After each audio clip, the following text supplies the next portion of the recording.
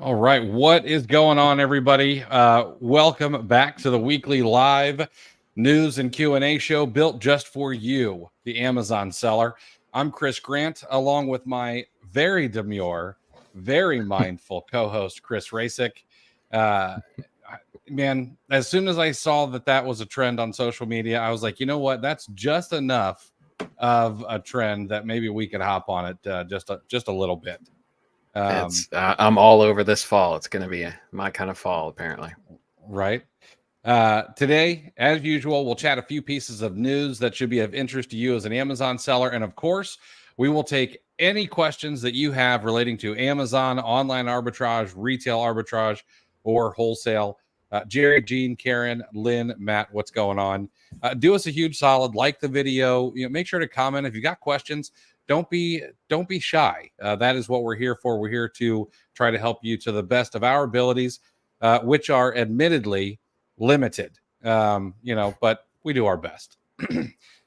Before we get started, this week's sponsor is bxong. bxong is a newer software on the market that is built to help Amazon sellers create FBA shipments incredibly fast. Got a cool 4-step shipment process. You can get 2D barcodes, the ability to create LTL shipments. You even get to manage your inventory, see the valuations, calculate the profits while boxing your shipments up. And you can grab it for as little as $38 a month, but only until Friday. On Friday, they're going to get rid of their launch pricing, and it's going to be going up to their full price, which I haven't even asked what that's going to be yet. But if you're interested in trying out a new piece of software, I like to think of myself as a software savant or a SaaS sommelier, and I like to go and dabble in all the new softwares, and this one is solid in my opinion. So you should go check it out.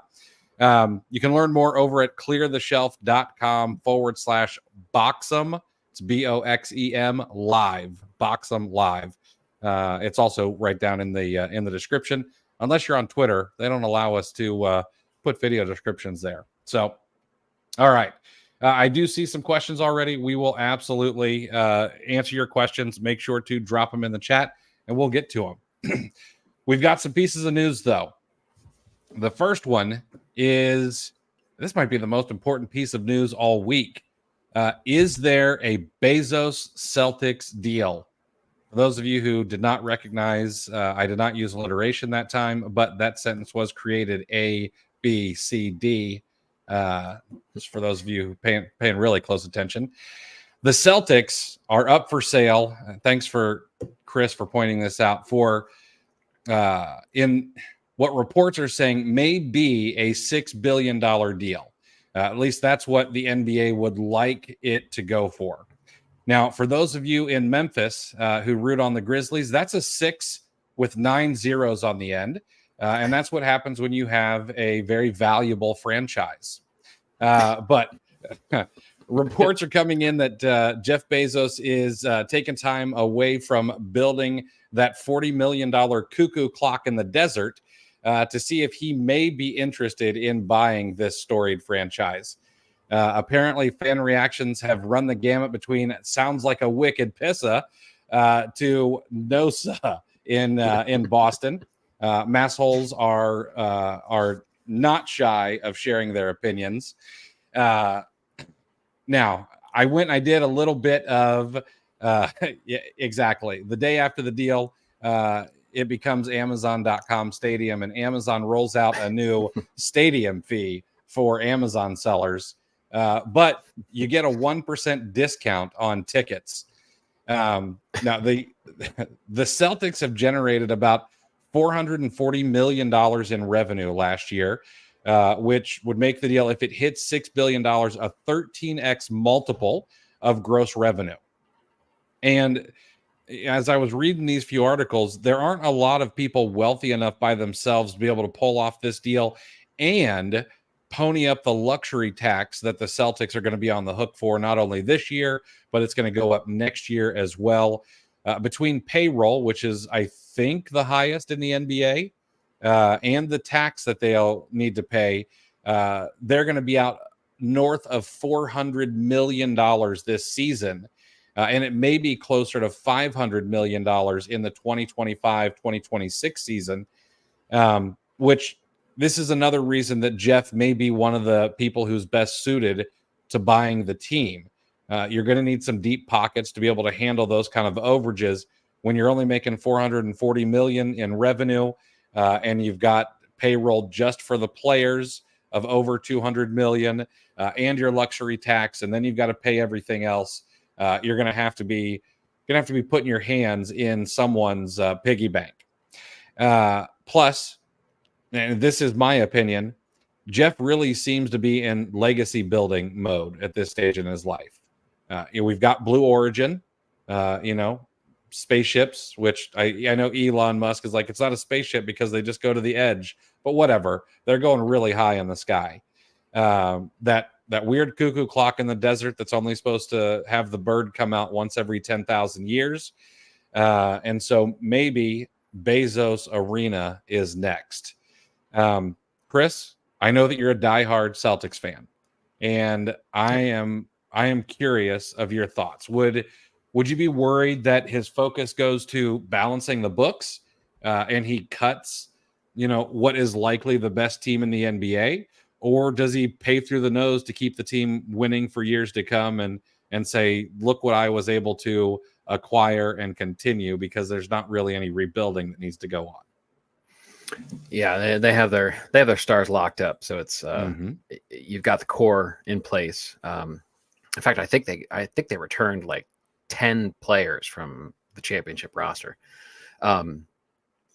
Karen, you're a Laker fan, so my apologies. I'll pass those along now.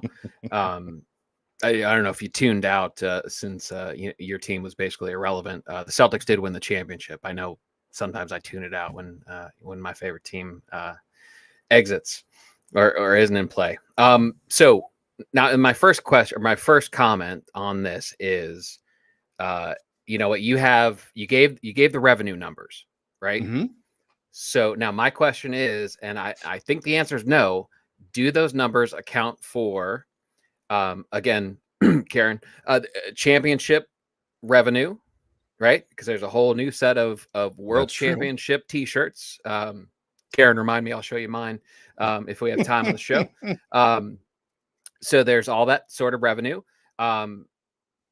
Is that accounted for? Because those sales are still ongoing. And then my second question would be, there is a brand new NBA collective bargaining agreement, right? So, and that is just being finalized right now. I think, there are places like, was it TNT might be trying to sue because they didn't they took Amazon over TNT. They're bringing, I believe, terrible. Although Charles Barkley walked that back, and he actually said he is willing to continue his commentary. So imagine that when your paycheck is being taken away, that you walk back a statement like that. He probably bet a couple million on TNT keeping the deal and lost it. So now he's got to make that money back. So now I don't, unless those are projected numbers, like that's because that was I don't remember the numbers off the top of my head now of the old bargaining agreement versus the new one, but it is substantially higher. So you could make an easy case, and I'm sure the angel on the shoulder, on that side of Jeff's shoulders, is saying, look, you're basically placing a bet on the NBA continuing to be popular. Say whatever you want about Adam Silver and then David Stern before him. The efforts that they've made to grow the game globally, they've done an excellent job. I would absolutely agree. Probably the best job ever. Yeah. And you have basketball is always, in my opinion, it's always kind of been a recession-proof sport because it's so cheap to play. You could basically just find a ball, or, collectively your friends, that you only need one basketball, and you could probably go to a park or something like that, and there's a place to play. It's not ice hockey. It's not, soccer's pretty cheap too, but we apparently don't like that. but it doesn't take a lot to get started, so it's essentially, it doesn't matter what the economy is doing, so in that sense, it doesn't matter what the global economy is doing. That's how easily accessible the sport is, which is evidence towards its continued popularity. So, yep. There's a lot of positive. I mean, a pretty strong case could be made, even with that evidence of the numbers and the bottom line maybe looking like it's negative, that a long-term play, and if this continues to be popular, if Jeff wants to get out 20 years from now, he could be cashing out 20-30 billion dollars. It may not be short-term revenue, may not be that big of a factor. Right. I mean, it's not like he needs to pay the mortgage, so that's not a huge deal. And the other thing, the NBA, like you said, they are growing very nicely. I think that they were. I think most sports grew last year in comparison to network television. I think sports were really the only things that grew year over year. I know the NBA did exceptionally well. I want to say it was between 6 and 9%, and that's with something that I hate about sports. Okay, I love sports, but the one thing I hate is how it's even more fragmented than all the streaming services. Like, streaming services piss me off because I've got to have 32 subscriptions to be able to watch every show that my friend might be watching. But when it comes to sports, it's even worse. And now, while I'm not like a diehard Celtics fan, I love the story. I love the legacy. So I do like to watch them. I already pulled the trigger on Celtics tickets when they're coming to Orlando in December. Ooh, nice. Yeah, I was very excited for that. They're absolutely going to blow out the Magic at home, but it'll be a great game to take the kids to. Yeah, they tend to play down to their competition, so you got. Yeah, that's true. That's true. Although no, all joking aside, the Magic, Paolo Banchero is the real deal. So, I mean, that's depending on his development this coming year. Not to make this too NBA focused, but he's something special, I think. I think Banchero is very special. He happens to be, he's Wyatt's. He's my youngest son's favorite player. Oh shoot, I cannot remember his name, but there's a German fella. There were two brothers who were playing on the Wagner. Magic, and Wagner. Yes, Franz Wagner. I really like him as well. Unfortunately, his brother was released. Hopefully he lands somewhere else. He's not nearly the talent his brother is, but Wagner and Banchero together are pretty fun to watch. Well, Mo went to school in Ann Arbor, so I'm having trouble finding enough sympathy for him. I can hear that. And I'll be honest with you. I'm horrible with names, but there's another like 36-year-old player on the Magic team who huffs and puffs up and down the court, but he's like this solid dad that's still playing ball in the NBA. I enjoy watching him too. Like the old the over 40 YMCA league kind of player. That's being a little chubby myself. Those are the guys I root for.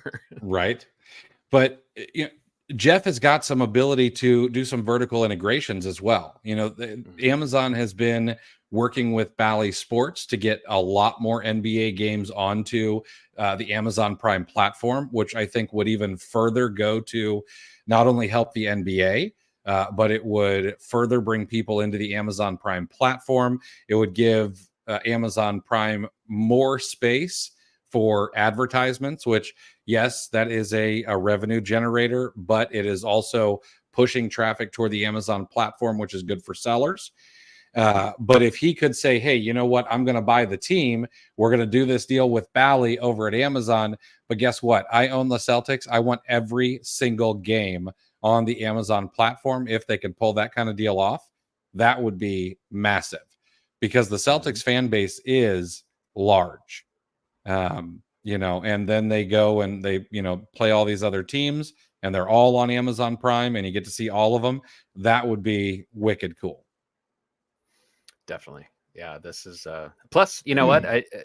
He could get some lessons from Mark Cuban on how to be stupid rich and not hated by the general public, Right. There could be avenues to kind of repair any kind of growing negativity in Mm-hmm. the court of public opinion with Amazon. Yeah, if he got a couple of technical fouls, and I'd be like, all right, Jeff, let's get it. Yep. I'm okay with that. All right. I know that not everyone's into sports, so I apologize if that was boring, but it's fascinating to me. Anything, in my opinion, anything that grows the Amazon platform, which I think this could, if done properly. And I mean, I know that I don't get a say, but I'm probably not thinking about anything that they're not already thinking about. But I'm a fan of anything that could possibly bring more customers to the Amazon space. And speaking of that, e-commerce is apparently the thing that is keeping retail sales growing. I found this absolutely fascinating. We talked a little bit about this last week, but Marketplace Pulse came out with what I think is it's a piece that seems to have some bad news, but there's a silver lining. Okay. So Marketplace Pulse went on to say that 51 cents of every new retail dollar is being spent online. All right. So the new dollars coming into retail are now shifted. It used to be that retail, online e-commerce took 38 cents and then it was like 40 cents. Well, the balance of power has shifted. It's at 51 cents of every new dollar being spent on the internet. Based on the Department of Commerce data, e-commerce spending in the US was up 6.5% in the second quarter. Now, that is a slowdown from both the first quarter and Q2 of 2023. It grew faster in quarter one and in quarter two of 2023, but it was still 6.5% growth.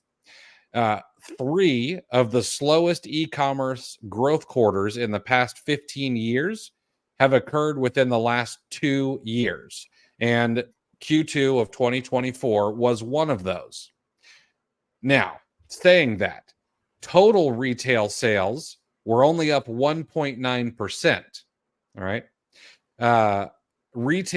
Retail sales without e-commerce, brick and mortar sales in physical stores was only up 1%, which is a figure smaller than inflation as measured by the Consumer Price Index, because offline retail was up 1% and e-commerce grew 6.5%. E-commerce accounted for 17.4 billion of the 31.4 billion in additional retail spending. All right. Now, here's where the silver lining comes in my opinion. E-commerce is still a very small part of the total retail picture. Only 16% of total retail, or 22% of core retail as of the second quarter, is e-commerce. All right. But over the past 4 quarters, e-commerce has driven 53% of the growth. In the past, it was closer to 30%. Now, Marketplace Pulse also went on to try to stamp out a little bit of what they believe is a myth. But e-commerce competition is often described as kind of a zero-sum game.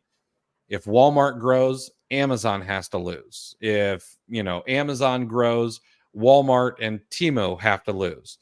But the total market for retail is $7 trillion. All right. So the critical outcome, or what we hope, is that e-commerce competition actually moves more shopping online.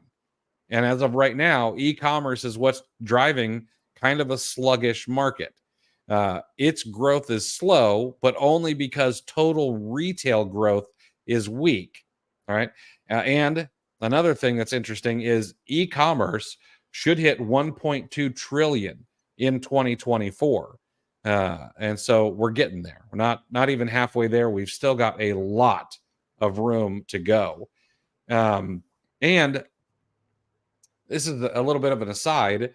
I'm hoping I'm hoping for the best because I read that Michael Burry, if you aren't sure who Michael Burry is, go watch the movie The Big Short. He's the guy who bet it all essentially on the housing bubble bursting back in the day. He has moved all of his money out of things like gold or inflationary hedges, and he has moved most of his money into the retail sector. Stating that he is bullish on the American consumer, thinking that we are kind of poised for some growth. And if we see rates drop in September from the Fed, that may be exactly what happens. We may see some serious growth in retail, which would be awesome going right into Q4. So I don't know. I'm hoping all the stars align. Yeah, I think just the exposure, as it becomes more commonplace, and even as generations age, and the oldest generations diminish a little bit, and the younger generations start having disposable income of their own, shopping online is going to be second nature, and that's probably not something we could say down the middle right now out of all shoppers. We saw the lockdowns and the pandemic, what happened, the explosion that we saw with Amazon sales and e-commerce in general out of necessity because of what was going on in the world. That may be a microcosm of what would happen, and it's not only because you're forced to, but, that could be a snapshot of what happens when people think of it as second nature. It's just because I know I got Walmart Plus for retail arbitrage purposes mostly, and I can even see it in myself. I have I picked the girls up from school. We actually went into Walmart physically today after school for the yeah, it was all right. We survived. I learned there are Funyun flavored wavy Lays rippled potato chips. So it was at least a wash, if not a net positive. So, but before that, because I had Walmart Plus already, I could just have them delivered, and the one time schedules were busy or whatever, and we needed stuff. So I just on a whim went and checked it. And sure enough, it was about dinner time. But there were delivery windows available for early morning the very next day. And that delivery is free as part of Walmart Plus. So I actually put everything on the shopping list, everything I would have gotten physically in the store. I put it in my cart and I had delivered the next day. Right. But that's, and it's like, you kind of sit there and you go, all right, well, that was incredibly easy. Like, why am I not doing this more often? It's because you get down to it. It's like, okay, you're saving some gas versus you got a tip. How much are you actually? There's very, very little extra cost. So that I could almost see it becoming more commonplace in my head. It's kind of rewiring the way I look at grocery shopping. So, and you have to imagine that that's happening, in all, not just grocery and stuff that Walmart sells, but just things in general. Just getting your Funkos online versus going to Hot Topic or whatever you want to pick. Absolutely, yeah, I agree 100%. I know that we are often called apologists, and fine, I will bear that cross, but I really do think it's still day one. If I could borrow a term from Jeff, we've got a lot of ways to go. And there's a lot of room for growth. It's interesting, I used to say, maybe 5 or 6 years ago, I would say that we were learning how to walk as in the e-commerce space. But I think right now we're sort of in the awkward, pimply faced teenage years of e-commerce. It's kind of a weird time. There's lots of changes, but I think that is just because we're getting ready for a serious growth spurt. It just, I don't know, it feels like it's right on the cusp. Yeah, I agree with that. I think we're at puberty at the oldest. Yeah, so absolutely. it's a little awkward, but it's gonna be better soon. It's gonna be okay. As soon as I Better can learn how to days are ahead. talk to girls. All right. There was an inbound shipping change that happened this past week. And of course, Amazon didn't post it in the news section. They just sent out an email, which all my Amazon email goes to spam. So I didn't see it. I had to see it posted on social media. But Amazon made this change to inbound shipping that, in my opinion, not the best for OA and RA sellers. They announced that if you want to qualify for the Amazon optimized inbound option with no inbound fee, your shipments must include at least 5 identical cartons, also read boxes, or pallets per item. Each carton or box or pallet must contain the same quantity per item as well as the same item mix. If you select the placement option in which you send your inventory to a partial number of inbound locations, generally 2 or 3, you'll pay a reduced fee. So the only way to have no inbound placement fee if you use send to Amazon is you've got to have the same number of items in the same item mix across at least 5 or more boxes. All right. Now, there is a little bit of a silver lining here. It seems that as of right now, if you use software like Boxum to create shipments, that's not happening. Okay. Any software outside of send to Amazon workflow, you're not getting that 5 or the same items per box. You can just go as normal. All right. It's only happening if you use send to Amazon inside Seller Central. It's unlikely that if you do use software that Amazon's going to come back and grab fees on these shipments, because there's no way to kind of fix this. But there's likely going to be a fix in the future. There's no way to tell when that happens. But I bring this up because I thought it was a much bigger deal last week when I first read it than what I really think it is now. But this is something I think you need to keep on your radar. You want to make sure you're doing exactly what Amazon requires of you to do, and make sure that you know, because there will probably be changes to your workflow in the future. It kind of seems to me that Amazon really wants larger shipments from sellers in one go, which, as I thought about it, this seems to make sense because they're moving to a flywheel distribution model. So it makes it easier for Amazon to distribute more inventory and spread it around the Amazon warehouses that Amazon prefers, rather than taking onesies and twosies into their warehouses. It also seems like they really want to try to push the cost of fulfillment center transfers to the seller, which, I mean, that was very obvious with these inventory placement fees. But this is something to keep an eye out for as we go on in the future. Yeah, if you saw it on social media, you might have missed the fine print. You can also, there's a way to not pay any inventory placement fees if you ship on the 3rd Thursday, 2 days after a waning full moon, and the nor'easters blow in an easterly direction, and you roll snake eyes with 2 red die only, approved by Amazon, they'll also waive the inventory placement fee. Yeah. No chance those die that Amazon sends out have a little kicker in them to knock it over to a 2 when you do roll snake eyes. I mean, the chances of that scenario, you would think that it was good enough for him already, but right. Now this is what about the angle that this is pushing people towards the Amazon shipping?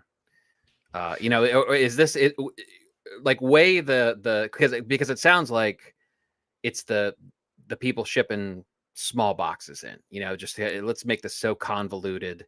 I mean, and that, I mean, I don't approve of that if that's what they're doing, but it does make sense from knowing what Amazon wants to do. If they could get bigger batches of inventory, they can disperse it, and obviously forecasting becomes easier as far as where to send it, and the entire network of getting this inventory to the closest spot of the people most likely that are going to buy it. So how do you weigh that the optimizing their delivery speeds that we know that they ultimately want to get as small as possible versus making money on their own logistic network even more so? I don't know. I like to give Amazon the benefit of the doubt and that they are smarter than I am. But it is so convoluted that it seems impossible to understand. Like I think I read the page 2 or 3 times, and I still don't quite understand it. I even asked some people like what they thought about it because it just seems very, very difficult. I don't know. I don't. I mean, I get it. I know that they want to focus on speed, and the customer wants speed, and that all makes sense. On the other hand, Amazon needs sellers, and does this kind of thing, does it bring a seller in? Yes, a new seller gets like a $400 credit to pay for inbound shipping and things like that, which that's a nice carrot, but you're immediately shown the stick when you have to create an inbound shipment and it goes to 7 different warehouses and all of that. Right. I don't know. Yeah, it's a carrot on a stick, but when you catch the carrot, that stick is what we're gonna whack you with, like old school, exactly, old school punishment. Yeah, it seems like there should be some easy, and I know that their logistics has got to be, it's huge and it's complicated, and I probably don't have enough mental horsepower to really wrap my mind around how it all works. But it just seems like they could use a little bit more first principles thinking and maybe make this process a little bit easier. I don't know, or maybe that's just me wanting to be a simpleton and thinking that they're just being too difficult. No, I don't. I'm voting for convoluted on that one. All right. Well, okay. Last piece of news, then we're going to get to your guys' questions. So if you have questions, there's 150 of you here. Feel free to drop them in the chat, and we'll be getting to those here in 1 second. Survey says American Express issued the results of a new survey that they did among business owners, asking them what their feelings were about their businesses. This sappy survey found that 83% of owners said that the past few years have required them to think more creatively than ever before. And 87% said that each year they feel more confident in their skills as a business owner. I'm pleased with these numbers. I don't think that it's bad to have to think more creatively. It's something Amazon sellers have also had to do. But having some friction there, it does make you more confident when you figure things out. And so that's kind of nice. Now, there was a secondary survey released. The NFIB, or the National Federation of Independent Business, has a small business optimism index, and it rose 2.2 points in July to 93.7. I never would have thought it was that high. It's the highest rating since February of 2022. Now, saying that, it is the 31st consecutive month below the 50-year average of 98, and inflation remains the top issue among small business owners, with 25% reporting it as the single most important problem operating their business. But I think that those are all good things. Business owners at least, seem to be pretty positive. And I wanted to bring this up for 2 reasons. One, we've noticed in the past week or so that across social media, the negativity has gotten a little bit more pronounced than it normally is. Social media tends to bring out negativity.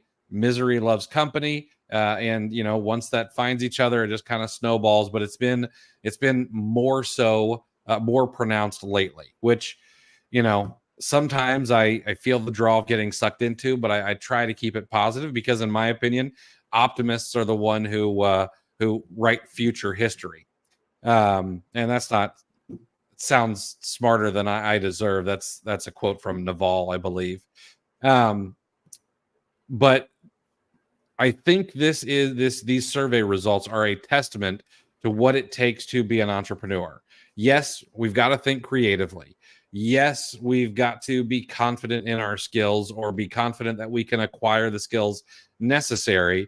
But even when things are tough, even when things are, suboptimal, you got to stay positive, because the long arc of history is up and to the right, whether it's business or safety or length of lifespan, all those things. It seems to go up and to the right over a long enough arc, and I think that everything is figure outable. So anyway, that's a little more than I meant to talk about, but there we have it. It's Amazon always changes. I mean, we've talked about how the negative comments have more staying power than positive comments. And the Side Hustle Network. There you go. Adapt and pivot. That's what the vast majority have been doing, but it's being drowned out by a minority of people that just constantly complain. Like, this series, I don't know. I don't know how far back you want to go, but like, who's still complaining about the fee increases 5 increases ago? Like, it's not really like pointed out, but like, look at some of the orange bars. As much as we hate, orange bars and what's profit margin, I mean, so put all that aside. Look at orange, look at production, look at sales in a vacuum.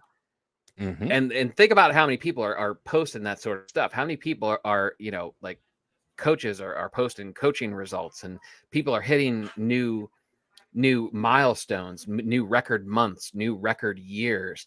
There are people in your school, in the FBA Today school community, who had their first $10,000 month.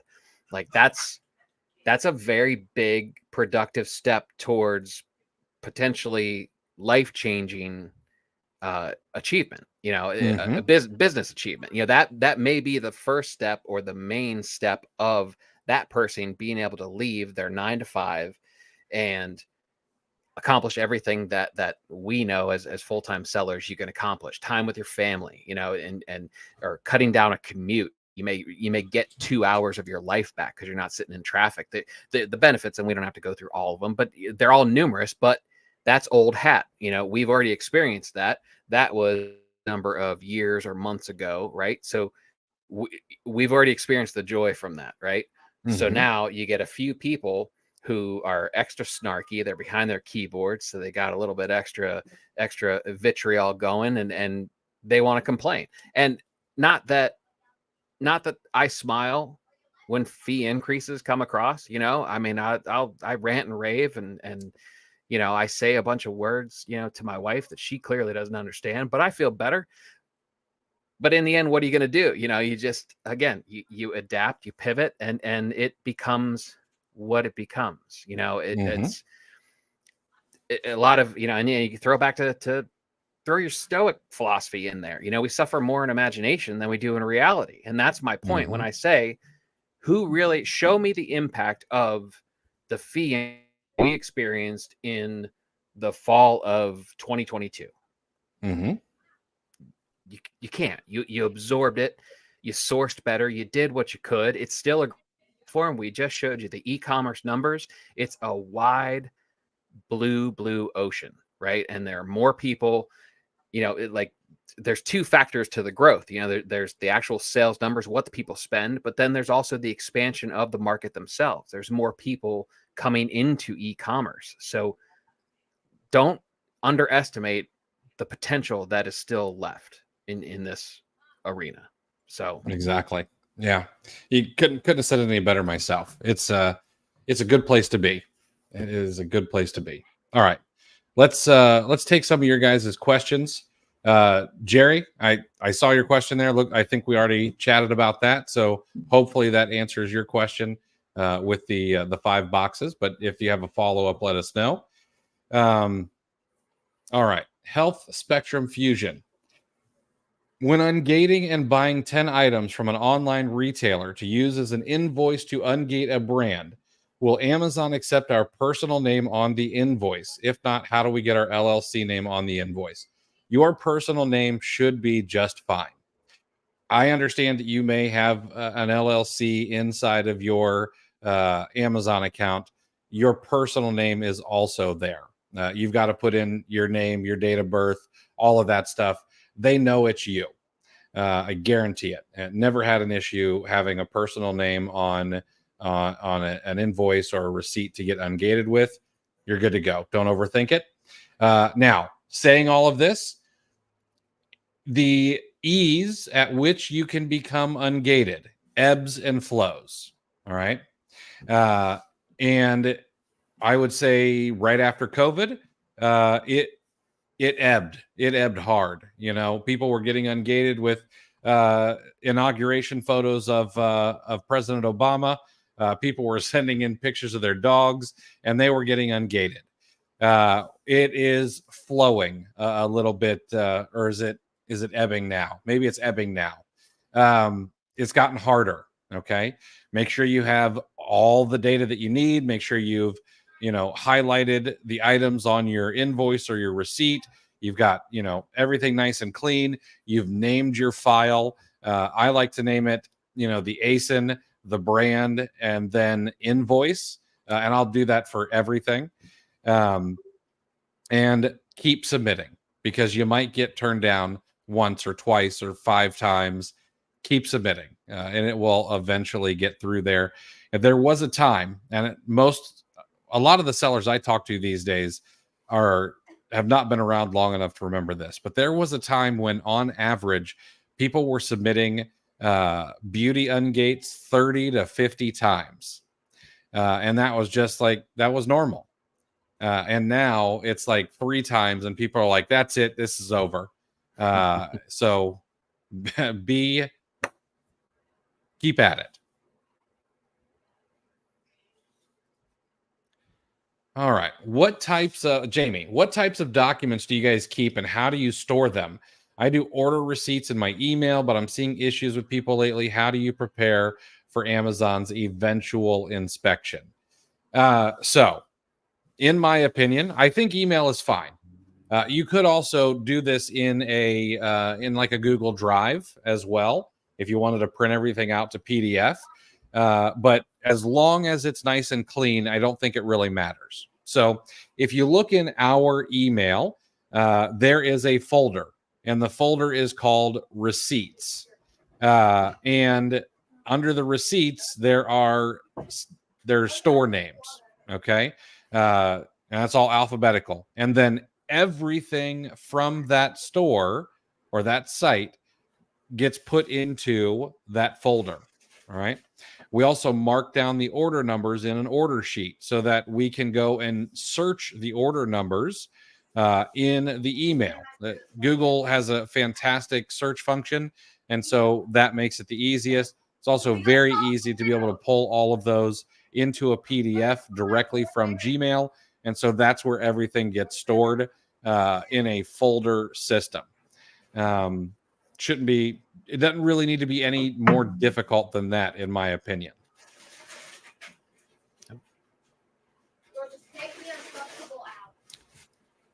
All right. Health Spectrum Fusion. Amazon University says our business name and address from Seller Central. Oh, we've answered that question.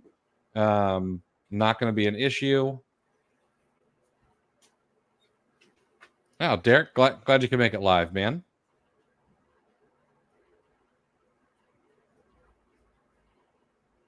I wonder what percentage of that is OA, RA buyers. So this is something, in my opinion, I was guilty of this for a long time. I thought that OA and RA buyers were a fairly large portion of, I was like, oh, you know what? We're probably moving the needle, No, we're not moving the needle. at all as OA and RA sellers. And here's why I say that.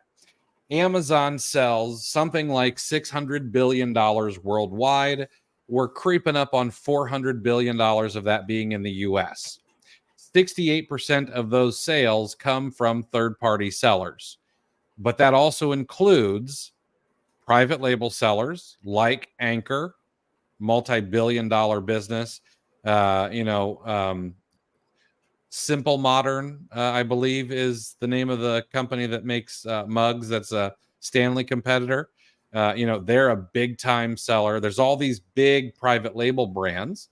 And then there are wholesalers, and there are some massive wholesalers. Pattern does $1 billion in sales on Amazon. OA and RA sellers, are there some big sellers? Yeah, we've had them on the podcast. We've had a $100 million seller. We've had a $25 million seller. We've had more than one, $1 to $5 million sellers. But in the big scheme of things, are OA and RA sellers spending more than $500 million a year? I don't know. I don't know that that's the case. Did you see the picture of the? I don't know if it was AI generated or not, or whatnot, but it was basically a $1 million in cash, like kind of stacked up on pallets, next to $1 billion in cash. I have seen that before. Yes. like I know, like I thought I knew, like what $1 billion is, but it's mind-boggling the difference between the two. Like I don't think anybody really grasps and how large that number really is. Put that up next to $1 trillion. I mean, that's got to be an insane. Need something bigger than a tennis court or whatever that picture was. Right. All right, Champion. Myself and others got gated in a lot of brands that I was already selling. Any idea why? Has it happened before? And do you think it will auto ungate eventually? So yes, people have certainly got gated in lots of brands they were already selling. Matter of fact, friends of the show, Kim and Perry, Coughlin, if you have not listened to that episode and you want to do retail arbitrage, like at a professional level, you need to go watch the Kim and Perry episode. They had something like 80 brands gated. It was a huge deal. Why did it happen? Not 100% sure. If those brands are something that you need in your business, you need to start working with Amazon to figure out what caused it and how you can get it fixed, because they were able to, which means that it is possible to get it fixed. Took them a long time, but they got, I think, all but 4 or 5 of them back. They even pivoted. Just like we talked about earlier, they had, within a couple of days, figured out the things they could sell, and they started doubling down on those items so that they could continue to buy and keep sending in shipments and sell products. It happened during Prime Day, but they're just about back to 100% now. Now, will those brands auto ungate again? I can't say for sure. That is trying to figure out what Amazon will do in the future is it's not a good use of your time. You just kind of you need to react a little bit more. Chi-Chi's. I just sent in, never mind. I think that might be your name. I'm not going to equate it to something else, but I just sent in my first ever shipment into FBA. I'm excited. When I go in to change and update my sale price, do I match the buy box? Yes. I would not suggest that you undercut by a penny. If you've watched other people's content, they might tell you, hey, you know what, to get your first sales, you really need to drop the price, that kind of thing. Don't fall for the trap, okay? Markets will erode prices on their own because that's the way that markets work when there is competition, all right? As supply increases, if demand stays the same, prices will come down. It's just it's a law essentially of economics. So try to do everything you can to stem the tide of that price erosion. You can get sales above the buy box. You can get sales at the buy box price. So I would test things out a little bit. See if you can stay 10 cents above the buy box and still get a sale. Might it be a little bit slower? Yes. But you know what's even better than fast sales are profitable sales. Even if it takes an extra couple of hours or even a day or two more, profitable sales are going to be what pays the bills and allows you to grow the business. Now, saying all of that, I know that you're new. I know this is your first shipment. I would highly suggest that you actually take repricing out of your hands, automate it. Because here's the thing: as humans, we tend to react emotionally rather than logically in a lot of cases. And this has been sitting for 48 hours. It's not selling. I thought this was going to sell immediately. And we start lowering that price, doing everything we can to make sure that we get the sale, the next sale. You should not be doing that. You should either have some sort of framework where I match buy box until 30 days and then I start going down by a penny, or using a software like Aura to reprice for you. Aura has a program for $27 a month, probably less than you spend at Starbucks every month, to automatically reprice your inventory using AI. And I found out something really fascinating. Chris, you might find this interesting. It is taking on average something like 14 to 20 days or something for the Aura users who are on the $27 plan to break through the sales threshold to have to go to the larger plan, which is $10,000 in sales in a month. Okay.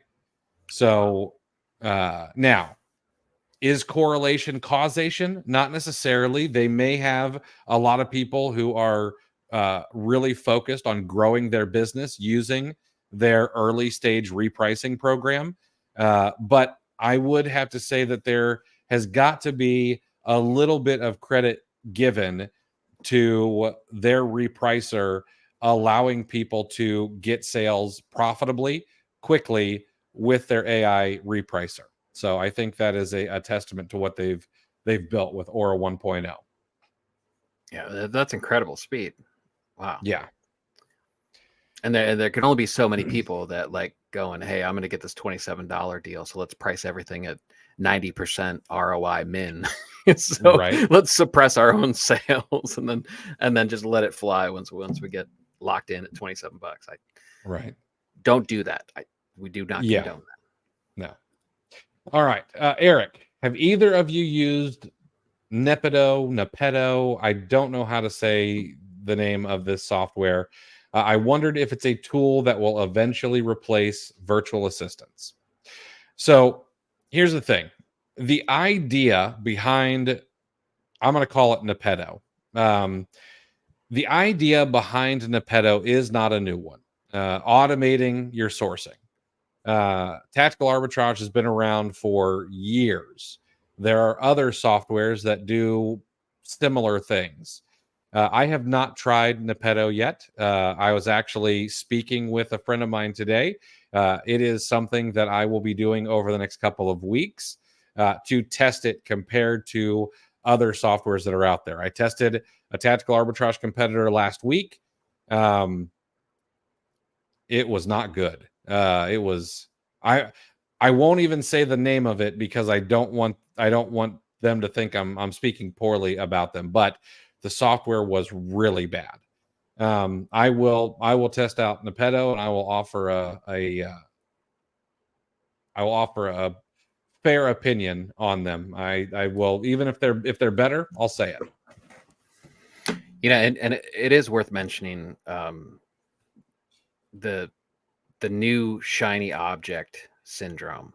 And I don't know anything. I don't know who Nepedo. I don't know anything about them. I have nothing against them. I'm not saying anything negative to them, but just remember that marketing exists, right? Like sales is someone who has something to sell convincing you why you need it. Okay, that's the art of sales in a nutshell, right? So claims, I don't know if it's Nepedo even making that claim that we can replace your VA, but just keep that in mind. There's going to be a tagline, there's going to be a slogan, there's going to be an attraction to anything like that comes along in order to get you to buy it.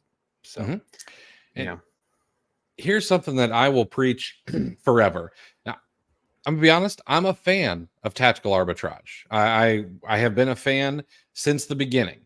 And I'm still a fan. I think it's a good tool. I think it is something that people should, if they can afford it, they should have in their toolbox. But it does not replace a virtual assistant or yourself. Can you use it to find products? Yes, absolutely. But I've told people for years, even though this finds a product for you, if it's profitable and everything is perfect, you still need to go do some manual work. You need to go Google and see if you can find a discount code that you can pop on there. You need to go and see if you can stack a discount gift card on there. And honestly, you need to Google the product just to see if there's another supplier. All of these softwares, no matter how good they are limited in the number of sites that they can scour. None of them have the kind of horsepower like an Amazon or a Walmart, where they can send bots out to scrape millions and millions and billions of web pages. They've got to keep it to millions of web pages.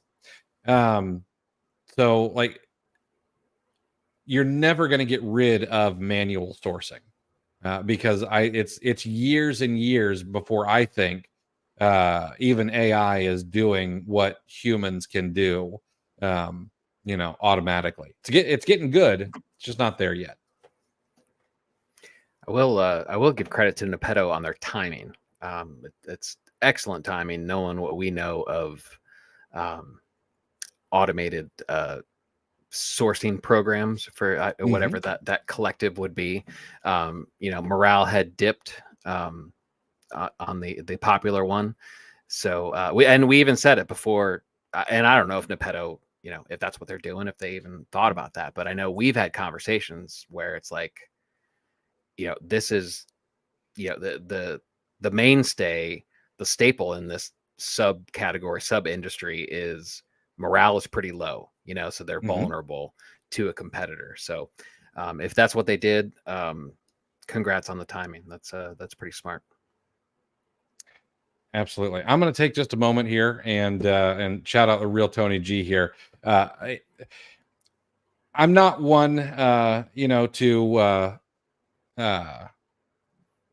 to be moved by a donation, but that's kind of what this is. But gentlemen, it warms my cockles to finally catch you live. Fantastic word there, Tony.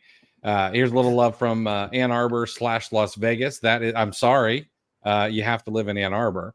Las Vegas, though, is a fun place to visit.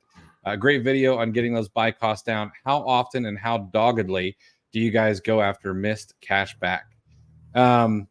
I do not go after missed cashback well enough. I know that for sure. Missed cashback is probably a place that I could really shore up. It's hard to track, especially when you're lazy like I am. Chris, what about you? It's the kind of thing that I only do when I think about it. It's kind of a little bit of the Wild West. I mean, we're talking about like the Racketons, the top cashback. I would say yes, like extension based cashback. So it's tough to be consistent because they're different payout methods for each of the sites. Like and information can be hard to find, especially when you're trying to find new ones or add extra ones on. Because Rakuten pays out per quarter. A new one that I'm just learning now, Simply Best Coupons, I think, appear to have great rates. They have automatic payments, but they are monthly, and depending on your method of payout, there's a threshold, right? And I think like Venmo, if you choose Venmo as your payout, you can actually put a custom payout, so it actually could be irrelevant if you want it to be. But but then there are things like Retail Me Not and Top Cashback, which are my top two most used sites. You have to trigger those manually, and then I also find that there's a difference between shopping logs. Rakuten makes it very, very easy to dispute. They'll basically show you, and they seem to only show you the list of the ones that you completed checkout with the extension activated, which is key, because some of the other ones, I think like Be Frugal, they just show you shopping trips total, whether you completed checkout or not, which that gets annoying. That becomes kind of labor intensive to figure out if you actually bought, and who, if you have 6 or 7 of different extensions that you kind of shuffle between, it's tough unless you document it on your sourcing sheet, which would probably be a good idea, that I should take my own advice. But I'm never really sure, if I don't have it documented, which extension I used when I checked out. You know what I mean? Yep. So, I'll tell you this, when I do it, it's usually worth it. It's usually a positive cash flow when I do finally take the effort. But yeah, I need to take my own advice and document the extension on each purchase. We should probably split like an admin VA. That'll be a conversation for later. All right. But thank you, Tony. I appreciate the donation. That's very kind of you. Misa, are you both selling on Walmart? I am not. I'm not against Walmart. Walmart is very much in the kind of Wild West right now. There's lots of things are moving, lots of things are changing. Seems to be things change faster over on Walmart than a change on Amazon even. But I have not taken the leap, probably more out of laziness than anything else. And I don't know. I'm not as big of a fan either. Maybe I'm an Amazon fanboy. I don't know, but it should probably be something that is done sooner than later. It's not that different from what we were talking about with Nepeto, in my opinion. And this is just me, and I very much could be wrong. But I'm not pissed off at Amazon enough to think that I need to hedge my bet with Walmart. At least not at this point, because I essentially don't have the bandwidth to also do that. Right. Like I have, and my wife would, if she was listening, she would be shaking her head. Yes. Like, I don't have a right to start a new venture with the size of the death pile that I've got going on. Like if I'm going to move to another platform, we're live, a couple 100 people. I know, and I heard you talking about me. Oh, it's fine. I know. Is it respectful? I didn't say anything bad. I didn't know I didn't know what she was going to do. But like I don't have the, like I need to be on eBay if I'm going to go to another marketplace. I need to double down, triple down, quadruple down on my listings there to clear this death pile, right? Like I think with Nepeto, I think a lot of people tried it because their timing was great, and they said, "Hey, are you ticked off with TA? Try this new shiny thing."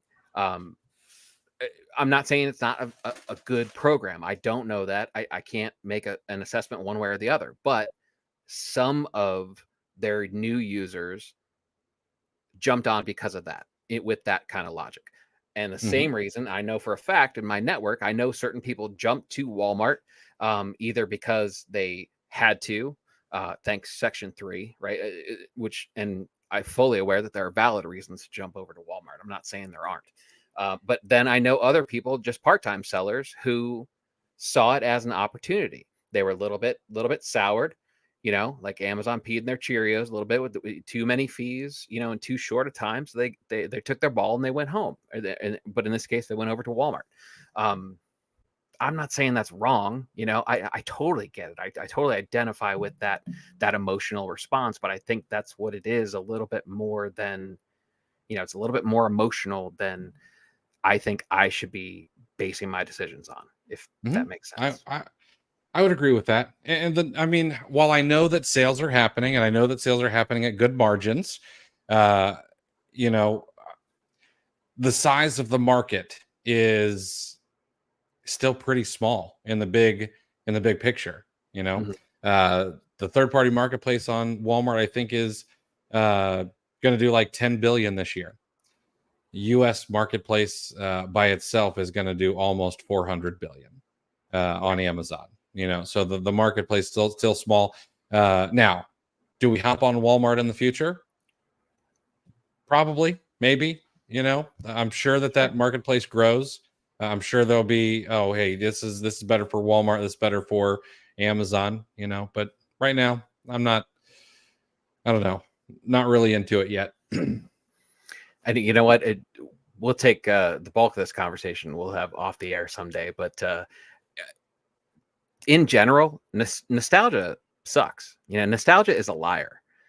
And a lot of times, there's and I won't get into it. You have to take my word for it, or send me a message if you want to dig into it if you're listening. But you know what? It's the good old days weren't quite as good as we tend to remember. And that's what a lot of this is. It's a bunch of people, long-term sellers. I know they're real angry. Like yet another, chopping our margins yet again. Amazon reaching in my pocket again. It pisses you off, rightfully so. I'm not saying you're wrong for feeling negatively about this stuff, but you adapted. Like that's like we talked about at the beginning of the show. You adapted long ago, and you're not necessarily feeling the negative effects besides still being a little salty. Exactly. Corey, how much do you both prioritize IPI score? Mine's getting low, 426. Because I like to hold on to some stuff where the price is volatile and likely to bounce back. So this is something that I touched on before. I was just thinking about this morning. And I'll give you guys a little spoiler alert. Chris and I are going to be doing a whole podcast episode on mental models. One of my mental models or frameworks is you date the inventory, you don't marry it. So I would call this decision for you to hold on to some of your inventory more of an emotion-based decision. I know this was a good buy. I know that the price is volatile and it's likely to bounce back. And yes, the markers might be there. However, there are other factors at play. Like one, we cannot tell the future for sure. So should I hold on to it? What are the storage costs? They're probably not much right now. They're going to be a whole heck of a lot more here pretty soon. What is it doing to my IPI score? Well, you've shared that with us. It is bringing your IPI score down. But what are the intangibles? What is the opportunity cost of that money sitting there in inventory? That's one of the big ones. So in my opinion, there should be some sort of mental model or framework. For me, that is at day number 60, we go to break even. And at day number 90, we go to a fire sale. It's time to liquidate. And then that's it. That's the only decision that I have to make. Is it time for break even? Or is it time to put a fire sale on these items and get them out of my inventory as quickly as possible? And then I don't have to think, oh, well, is that price going to come back up? No, I can focus on what's the next win for the business. And once I do get that capital back, if it is at a loss, how am I going to turn that around on the next product? I think that's much simpler because here's something I think another thing a lot of Amazon sellers don't think about is decision fatigue is real. All right. And during the course of just sourcing one single product, you're making a bunch of micro decisions. Is the sales rank right? Is the historical BSR right? How's the price? How's the price history? Is there enough movement in the number of sellers over the course of 3 months? Does the brand match? Do the images match? Is the UPC right? Where is the best cashback, discount, gift card, code? All of these things. You're making 30 different micro decisions just to source. So then at the end of the day, when it's time to think about, oh, what do I need to do about my inventory? I need to reduce my decisions as much as I possibly can. We're going to go further about how I think Amazon sellers are really making too many micro decisions while they're sourcing as well. And it causes bad decisions. But that's a conversation for me and Chris to have on the podcast. Yeah. The problem is while you're waiting for the slow dime, if it's too slow, the problem is before you get it, it's zero, right? And a fast nickel could turn into multiple fast nickels, and not to mention Amazon is changing the landscape. They're moving all of us away from that mindset, that where we can just leave it, leave stuff posted. And you might be, well, no, IPI is just FBA. So it is in their fulfillment centers. They want stuff gone, like that's an old school, to where you could put something in there and just kind of wait for it to sell or wait out price tankers. That landscape has changed dramatically, and Amazon is driving the bus on that. Yeah.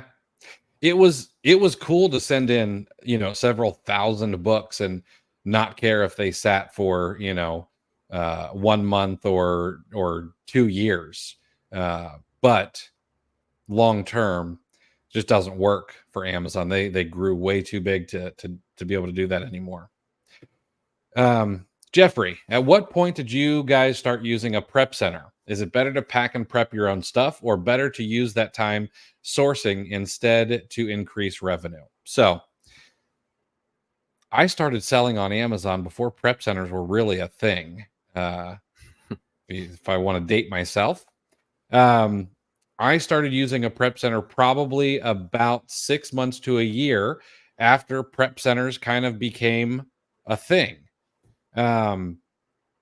If they had been around earlier, I would have done it earlier. So, and there's a lot of back and forth on this, and I don't necessarily think there's a right or wrong answer, but you need to choose what the right answer is for you. And for me, I don't want that inventory at the house, number one, because I know that I'll be like, oh, well, I'll wait till I have 50 more units and then we'll send it in. And instead, with a prep center, there's a day and it gets prepped and it gets shipped and it gets sent to Amazon, and it happens on the same day every single week without fail. Consistency matters. And if I'm sending a shipment in this week and then 2 weeks later and then a week and a half later and then 3 weeks later, that is not good for inventory turnover.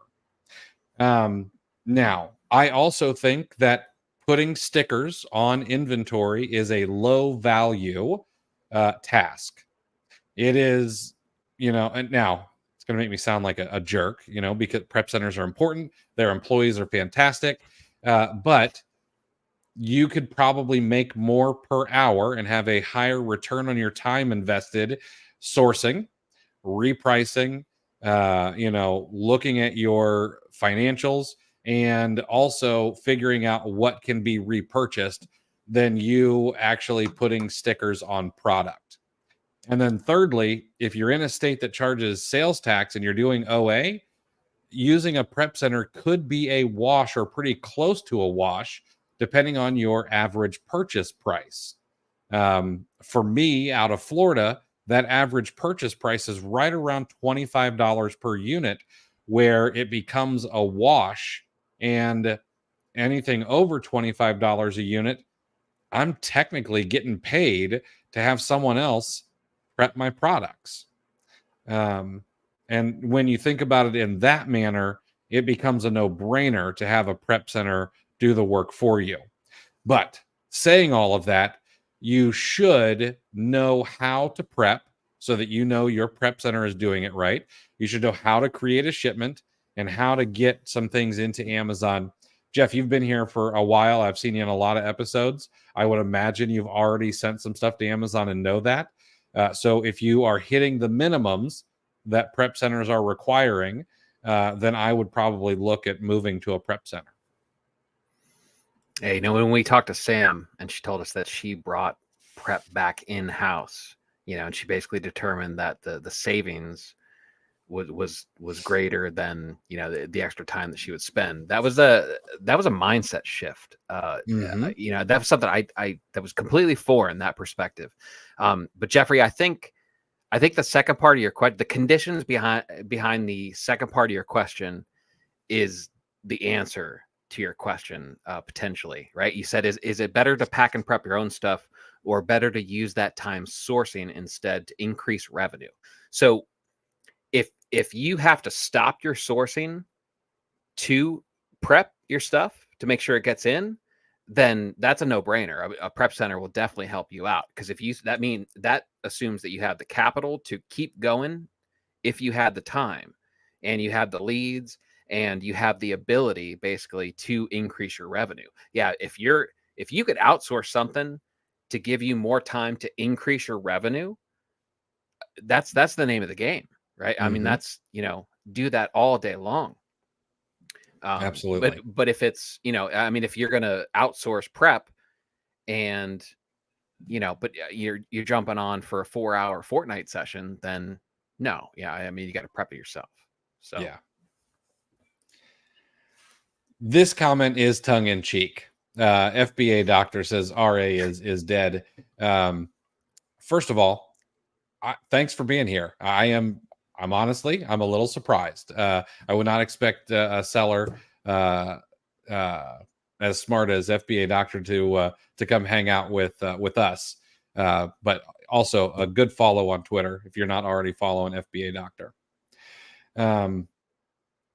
GSD has a really good piece of advice for the LLC name on an invoice. Most online orders have 2 lines for the address. Use one of those for the LLC, and it'll usually show up on the invoice. That's a great idea. De La Cruz, can I sell air gun pellets and hunting gear? Yes. Yeah, you can sell air gun pellets. You can sell hunting gear. You can sell air guns. You just cannot sell firearms. Can't sell firearms. You can't sell, switchblades, the stuff that I would always go buy as a 13-year-old at the flea market, where they didn't care. Oh, you want a switchblade? Yeah, you want a blowgun to go with that? Yeah, absolutely, I do. Those kind of things you can't sell on Amazon. Just maybe double check your that you got a healthy liability insurance policy. Yes. Gonna shoot your eye out, kid. Hey guys, what softwares do you recommend for a beginner seller? I've got Keepa and SellerAmp. Thank you guys. So the only software that I think is 100% necessary is Keepa. You absolutely have to have and master Keepa. It will put you light years ahead of your competition. And I know there's been a lot of people who are like, oh, well, I can get all of that data in this extension or this extension. No, you can't. Not when you know how to use it properly. Okay. SellerAmp is great. You need to have some sort of profit calculator, in my opinion. There are a lot of them out there. SellerAmp is good. I like RevSeller as well. I've tried some others. Those are really the only 2 that I'm a fan of. You can use Amazon's free FBA calculator, but I think it sucks, to be quite honest. So yeah, you're on the right path if you're going to do some manual sourcing. There's nothing else you absolutely have to have. There are other things that are nice to have. Repricer is pretty nice to have, and they're pretty cheap. Creating your shipments inside of a software is pretty nice to have, and it's pretty cheap. But it depends on what kind of capital you've got. I don't want you spending 20% of your monthly available capital on tools when that money should go to inventory first. Chris, what do you think the ceiling is, just to give 619 some perspective, just from a sourcing perspective, just Keepa, just Seller Amp. What's the ceiling on the kind of store that I mean, you could do some serious damage with Keepa, Seller. What do you think the ceiling is on just those two tools, one person? Let's look back to a real life example. We've had Eli on the show. He's 5 million right now. And wait, did he say 5 million? He said some number that he was thinking he'd get to this year, and it was more than that. He's on pace for seven's the real number, right? That's what he's on pace for. Thought he's on pace 5. for 7 million. Yeah. So he's on pace for 7 million. There's your benchmark from a real life person who does manual sourcing with a profit calculator, Keepa, and Google, and that's it. And Eli does run lead list, where he has a team who helps him source for those lead lists, but for his own store, Eli does all of his own sourcing by himself.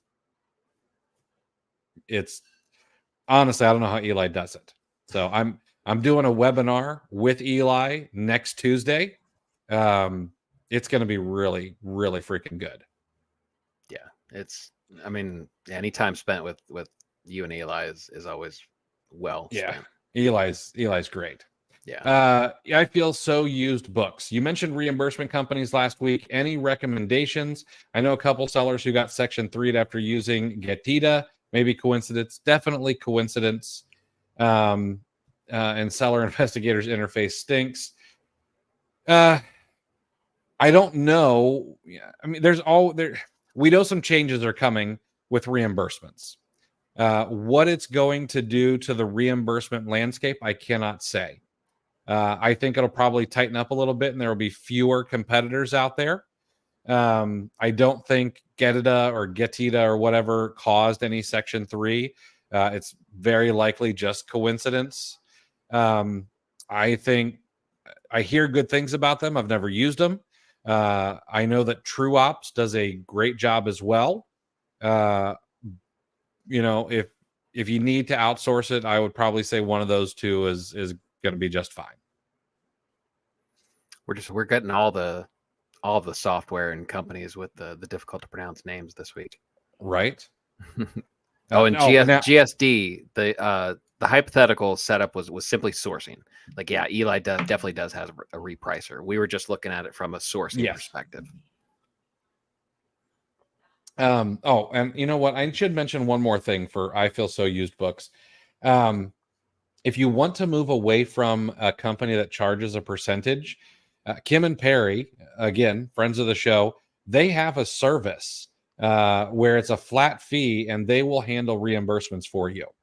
I don't know what the cost is off the top of my head, but Kim and Perry they're good people, and that would be another service that you could use. Jerry's yelling at us in all caps. You dropped the webinar carrot. Now everybody wants to know. Oh, sorry, guys. I'll have it out in email here pretty soon. Let's see here. Hey, look at that. We spoke it into existence. There you go. Going to have a cashback column added to the Airtable. That's fantastic. Thank you. I see both of our wives were listening.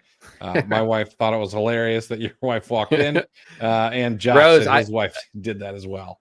Yeah, I mean, I don't like. They think like we do like we if we meet privately, if we do this live or we do a podcast, like it's just all a podcast, like in their heads, So they don't know the differences between it. I mean, honestly, Rose, I was afraid she was gonna pull her pants down and flash me like on camera in front of a few hundred people, and that's not as far-fetched as it may sound if you don't know, if you're not familiar with my wife and our household. All right, let's see here. Jeffrey, At what point did you guys hire VAs? I recall you said you still do your own sourcing. Perhaps you could elaborate why you do both. Um, VAs, I can't remember. It's been a long time. I think you definitely still need to do some of your own sourcing. You need to make sure that you're not getting rusty, because when you have a VA or a team working for you, you want to make sure that you can still lead them.